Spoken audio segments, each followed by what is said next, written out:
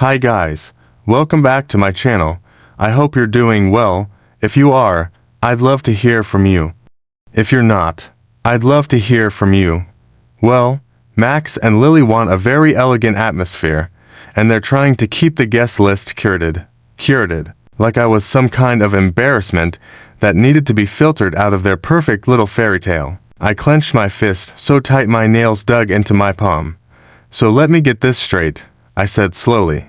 I paid for the whole wedding, but I'm not good enough to attend. Oh, sweetheart, don't be so dramatic, Mom tutted. You know how these things are. It's not about you. It's just that Lily's family is very particular about the kind of guests. My voice rose. What does that mean? She clicked her tongue. Well, you work so much and you never really mix with their type of people. It's just ... I couldn't listen anymore. I hung up. I gripped my phone so hard I thought I might break it. My whole life, I had sacrificed everything for my family. I had always been the responsible one, the dependable one. And this was my reward. I stared at the ceiling, my mind racing. No, this was the last time they would ever use me. I should have seen this coming. This wasn't the first time my family had used me. It was just the biggest betrayal. Ever since I was a kid, my parents had drilled one lesson into me. Family comes first, but what they really meant was, you will sacrifice everything so we don't have to. Max was always the golden child. The charming one, the funny one, the one who, according to my parents, was destined for greatness. And me, I was the workhorse, the reliable one, the one who was expected to be responsible while Max coasted through life without consequences. When we were kids, I had to share everything with him.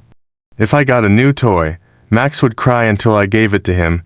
If I got a bigger piece of cake, my mother would cut it in half and hand the rest to Max. He's your little brother, she would say.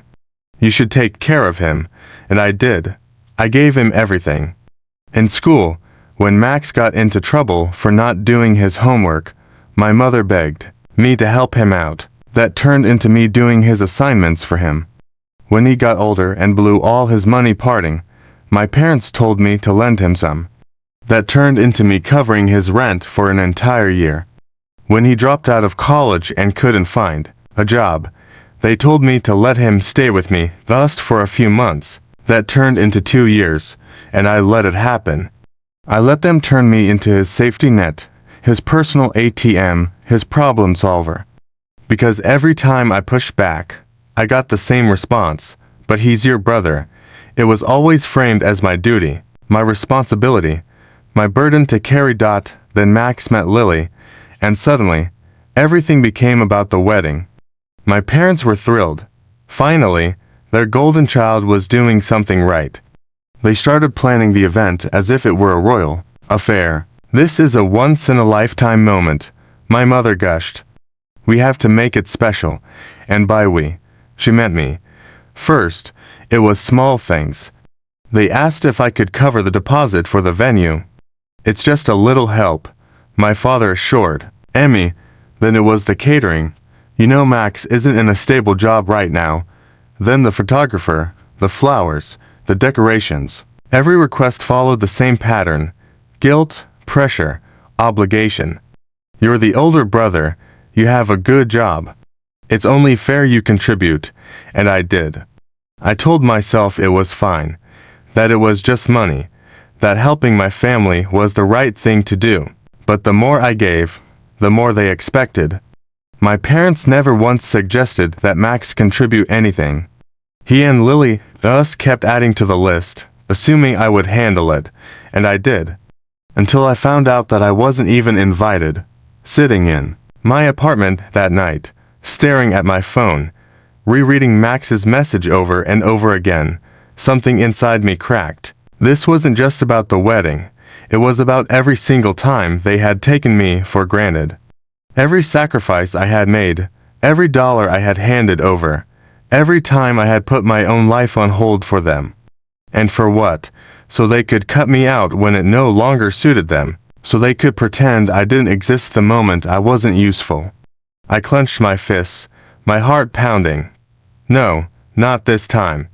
This time I was done. I didn't sleep that night. I lay in bed, staring at the ceiling, my mind racing, over and over. I replayed every time my family had used me, every time I had put them first, every time I had told myself that I was doing the right thing, that family was supposed to help each other. And every single time, they had repaid me with nothing but entitlement. By morning, my anger had hardened into something cold and final. I wasn't going to let this go. Not this time. I called my mother first. She picked up on the second ring, her voice bright and cheerful. "Oh, sweetheart. Are you excited for the big day?" I forced myself to stay calm. "Tell me something." "Mom, why? Wasn't I invited?" A pause. "Oh, honey, don't start this again. We talked about it." "No, you talked." I want an answer. She sighed dramatically, like I was being unreasonable. "Sweetheart, it's not personal. It's just, you work so much and you're not really part of their social circle. It would be awkward." I clenched my jaw. "Awkward? You wouldn't fit in. Honey, you know how these things are." I let out a short, humorless laugh. "So let me get this straight. I was good enough to pay for the wedding, but not good enough to attend." She tutted. "Don't be so dramatic." I gritted my teeth. "Put Dad on the phone," she huffed, but passed the phone over. My father's voice came through, gruff and impatient. "Listen, we don't have time for this nonsense. The wedding is tomorrow. Don't make a scene." I felt my pulse pounding in my ears. "Dad, tell me the truth. Did you know about this? Did you know they weren't inviting me?" He exhaled sharply. "Look, Max and Lily made their decision. It's their wedding, and you just went along with it. Son, don't be selfish. It's their day. And honestly, maybe it's for the best. You have a tendency to ... to what?" I snapped. "To not let people walk all over me, to expect basic respect, to be difficult," he finished, his voice cold. "You're always making things harder than they need to be. Just let it go." I laughed again, this time louder. "Wow, you really don't see it, do you?" "See what?" he asked, irritated. "That you've been using me my entire life. Don't be ridiculous." I shook my head. "I'm done." Silence. "What?" I said. "I'm done with all of you. Don't call me. Don't ask me for money. Don't expect a thing from me ever again." Now it was his turn to laugh. "Oh, come on. Don't be childish." I didn't answer. "Son, you can't just cut off your family. Watch me." I hung up. I sat there, staring at the phone, my hands shaking. They would call back. They would try to guilt me, manipulate me, make me feel like the bad guy. But this time, I wasn't listening. This time, I was free. I expected silence. After I hung up on my father, I thought maybe, just maybe, they would finally understand. That they would finally realize I was serious. That they would let me go. I was wrong. The storm started the next morning. I woke up to 22 missed calls from my mother, 10 from my father, 3 from Max, and over 40 messages. "We need to talk. You're being irrational. This is not how family treats each other. Call me back now. You're embarrassing us." I turned off my phone. An hour later, someone was banging on my door. It wasn't just knocking. It was pounding, like whoever was on the other side was trying to break it down. My stomach twisted into a tight knot. I lived alone. No one ever came by unannounced. I walked over and looked through the peephole. It was my mother. Her face was tight with anger, her hands clenched into fists. She looked furious. I sighed. This wasn't going to be easy. I unlocked the door and opened it just a crack. "Mom," she shoved past me, storming inside before I could stop her. "What is wrong with you?" she snapped, spinning around to face me. I took a slow breath. "Good morning to you too." "Don't start with that tone," she hissed. "Do you have any idea what you've done? You humiliated your brother. You humiliated this family. I stared at her in disbelief. I humiliated you? My voice was eerily calm. You cut me out of the wedding after I paid for it. And now you're mad at me. She folded her arms across her chest. You're being dramatic. I let out a hollow laugh. Dramatic. I gave everything to this family. And the second I say no, you all act like I never existed. Her eyes darkened. You're making a scene. That's why Max didn't want you there. You always make things about yourself. That hit me harder than I expected. I swallowed down the lump in my throat. No, Mom, I make things about survival. I worked myself to the bone so that Max could have a free ride. I spent years putting you all first. And for what? She flinched but quickly recovered. Max is your brother. You should support him. I clenched my fists. And what about me? When have any of you ever supported me? She exhaled sharply. We raised you. We gave you everything. You gave me expectations. That's not love. That's control. Silence. Her lips pressed into a thin line. Fine, she said coolly. If that's how you feel, then you can deal with the consequences. Her gaze was cold, calculating. You think you can just cut us off? That's not how this works. You'll see the consequences. I stepped closer, my voice low. No, Mom, you'll see the consequences. For the first time, she looked uncertain. Leave, I said. She hesitated, then turned on her heel and stormed out. I closed the door, locked it, and then I collapsed onto the floor and let out a breath I had been holding for years. It was over. Or at least I thought it was, until Max called me, later that night. And this time, he wasn't calling to apologize. This time, he was calling to destroy me. Max's name flashed on my phone screen. I stared at it, my heart pounding. I could ignore him, block his number, pretend he didn't exist. But something inside me whispered, no, pick up. And this. So I did. Hello. His voice was sharp, angry. What is wrong with you? I leaned against the counter, gripping the phone tightly. Excuse me. You just cut off Mom and Dad. Just like that. I exhaled slowly. Yes, you're such a selfish bad guy. I laughed, the sound bitter. I'm selfish? Yes, he shouted. You abandoned your own family. After everything they did for you. I shook my head. Everything they did to me. You mean? Oh, don't start with that victim complex. His voice dripped with disdain. You think you're some kind of martyr. News flash. Dude, no one cares. I clenched my jaw. Then why are you calling me, Max? Silence. I smirked. You need money, don't you? More silence. Then low and quiet, he said. I shouldn't have to ask. A laugh burst from my lips. Oh my God, you actually think I owe you? You're my brother. No, Max. I was your wallet. His breath hitched, like he wasn't expecting me to say it out loud. You're such a disappointment, and you, I said. My voice like steel, are a leech. Silence again, but this time there was something else there, something darker. You're gonna see the consequences, he said finally. A chill ran down my spine. What's that supposed to mean? You'll see. Then he hung up. I stared at the screen, my pulse hammering. Something wasn't right. And I was about to find out exactly what. It started small. A denied transaction on my credit card. A strange email from my bank, asking if I had recently changed my address. Then, a week later, I woke up to find my account drained. Every penny gone. I sat there, staring at the empty balance, my mind struggling to process what I was seeing. Then the call came.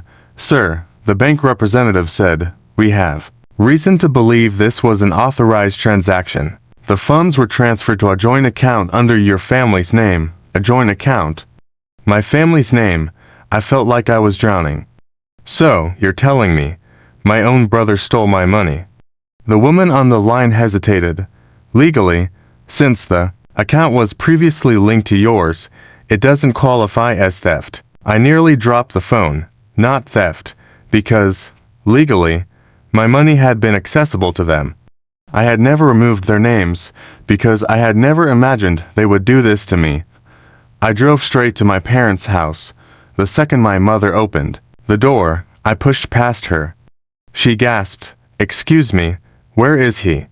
My voice was cold, controlled. She crossed her arms.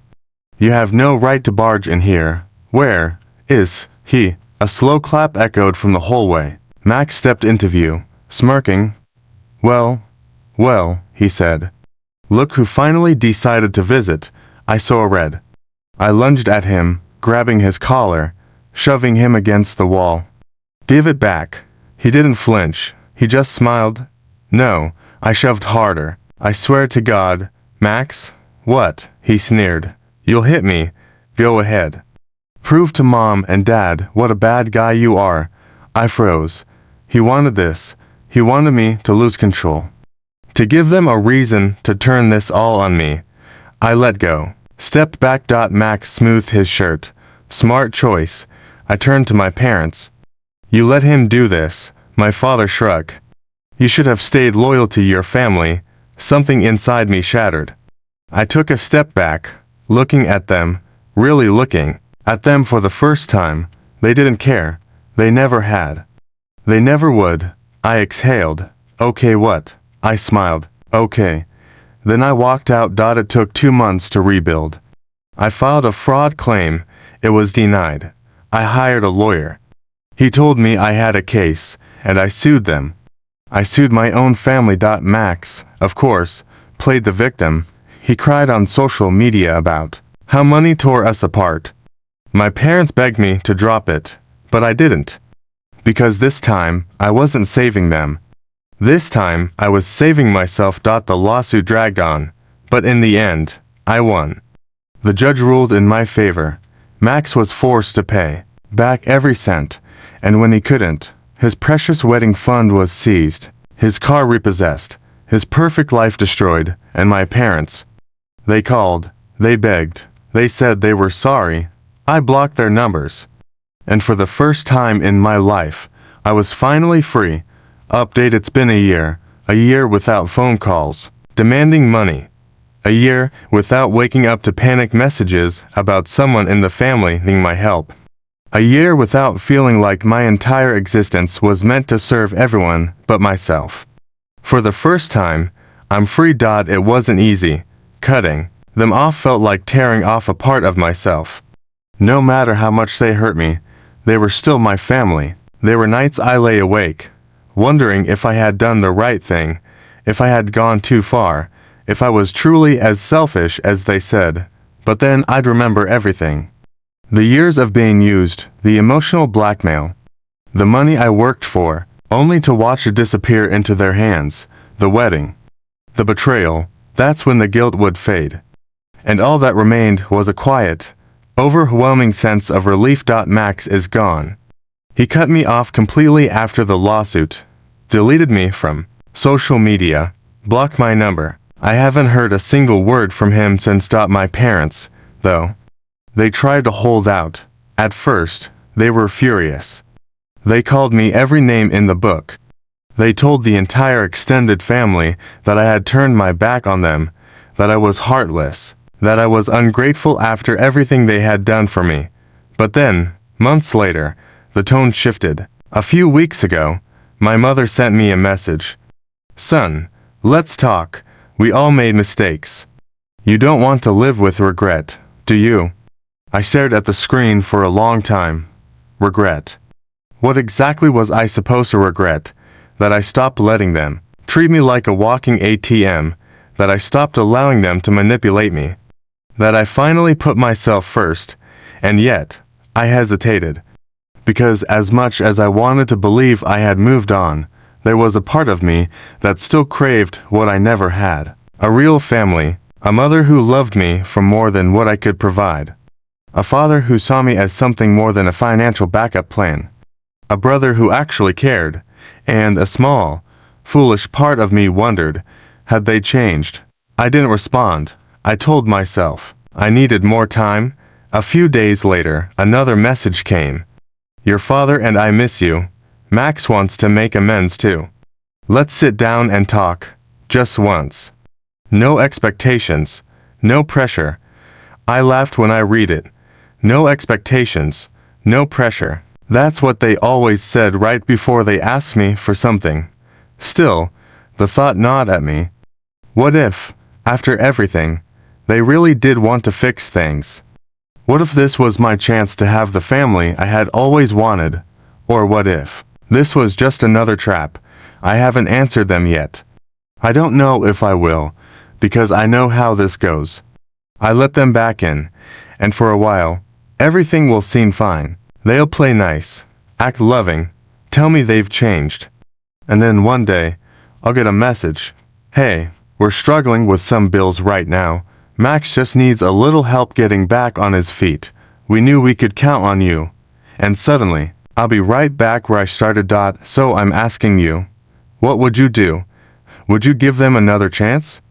Or would you walk away for good? Bye-bye?